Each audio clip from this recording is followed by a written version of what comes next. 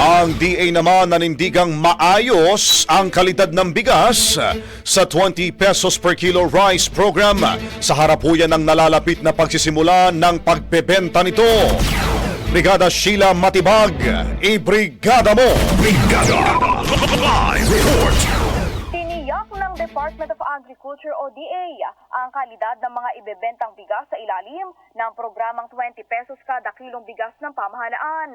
Ito ay sa gitna ng mga pangangwestiyon sa quality ng ilalabas na bigas mula sa National Food Authority o NFA at sa harap ng nalalapit na pagsisimula ng pagbebenta nito. Ayon kay DA Secretary Francisco Chu Laurel, nakalulungkot na hindi pa man opisyal nagsisimula ang programang Abot Kayang Bigas, may mga naninira na. Paliwanag nito, ang kalidad ng NFA rice na ibebenta ay ka-harvest lamang noong nakaraang taon at kakamin lamang, kaya tinitiyak niyang maganda ang kalidad nito.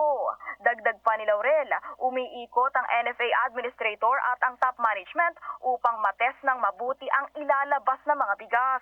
Mababatid na arangkada na ang pagbebenta ng mas murang halaga ng bigas o ang 20 pesos kada kilo sa Visayas Region simula May 1, habang sa May 2 naman, mabibili na rin ang kaparehong presyo sa mga kadiwa outlet ng Department of Agriculture.